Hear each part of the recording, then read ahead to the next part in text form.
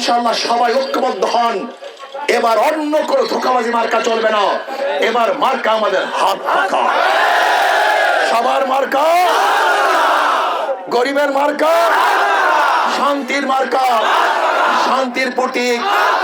ইনশাআল্লাহ যদি আল্লাহ পাক হাত পাকে কবুল করে, কমপক্ষে আমার কনস্টিটিউশনের মধ্যে কেউ মিথ্যা মামলায় থাকবেন না।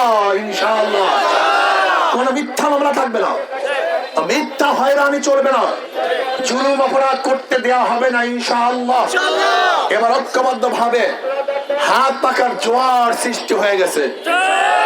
হাত পাকার জোয়ার দেখে অনেক মার্কা পাগল হয়ে গেছে,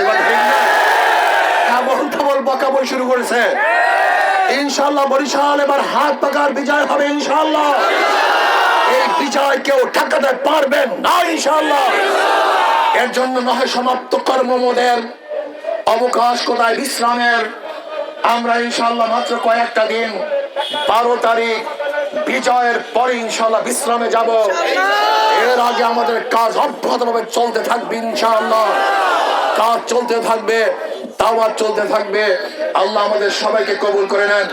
ঘরে ঘরে সবাইকে দাওয়াত দেব, দাওয়াত দিয়ে সবাইকে হাত পাকা উদ্বুদ্ধ করবো। ইনশাআল্লাহ হাত পাকা নির্বাচিত হলে বরিশালের জনগণ নির্বাচিত হবে, হাত পাকা নির্বাচিত হলে মাজলুম মানুষ নির্বাচিত হবে, হাত পাকা নির্বাচিত হলে গরিব দুঃখী মৃত মানুষ নির্বাচিত হবে, হাত পাকা নির্বাচিত হলে সাধারণ মানুষ নির্বাচিত হবে। যদি হাত পাকা নির্বাচিত হয় মুসলিম, বৌদ্ধ, হিন্দু, খ্রিস্টান সবাই নির্বাচিত হবে। ইনশাআল্লাহ আসুন এবার ইনশাআল্লাহ হাত পাখায় সবাই ভোট দেব, দাওয়াত দেব। ইনশাআল্লাহ 12 তারিখ আল্লাহ কবুল করলে হাত পাখা বিপুল ভোটে বিজয় অর্জন করবে।